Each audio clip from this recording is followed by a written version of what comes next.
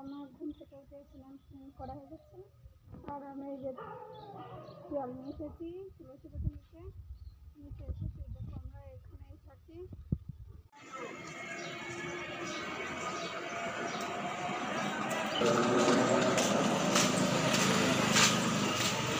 এই যে হচ্ছে তুলসী গাছটা এক প্রভু লাগিয়েছে।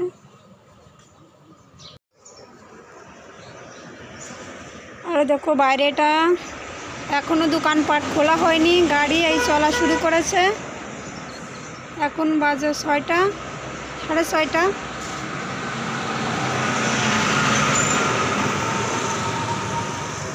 দেখো এই গাছ থেকে আমি ফুল নেব।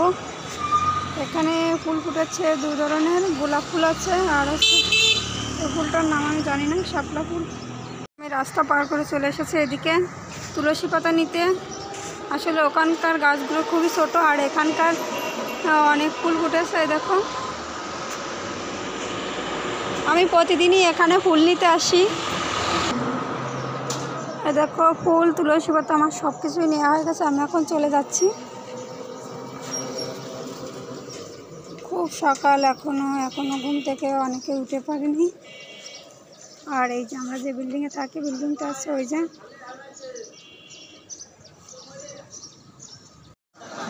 আমি এখন চলে যাচ্ছি রুমে।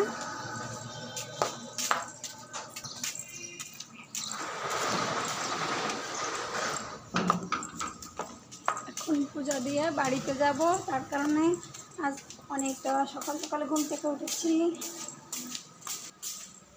আমি ঘুম থেকে উঠেছি ভোর 3টায়। আজ এখানে আলো নেই, এখন বিল্ডিংয়ে সবাই ঘুমানো, মানে সব সে ঘুমানো আছে যে আমরাই উঠেছি বলতে গেলে। আর 2-1জন উঠেছে। দেখো এখনও কোনো দরজা এখনও খুলিনি, সব দরজা শুধু আমার দরজাটা আছে খোলা।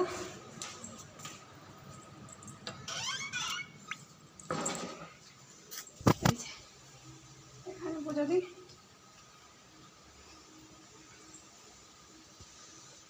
ওকে, আমি পুজোটা সেরে নিই। পূজাটা দেওয়া হয়ে গেছে এখন।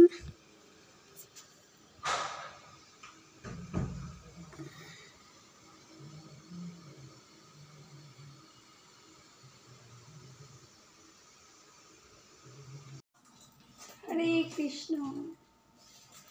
বাড়িতে বলুন, তার কারণে ব্যাগ সব গোছানো হচ্ছে। এটাই নিয়ে যাবো, দেবো ব্যাগ। আর হয়েছে তোমার দাদা ভাইয়ের ব্যাগ, সে বাড়ি যাবে না, সে যাবে ঢাকায়।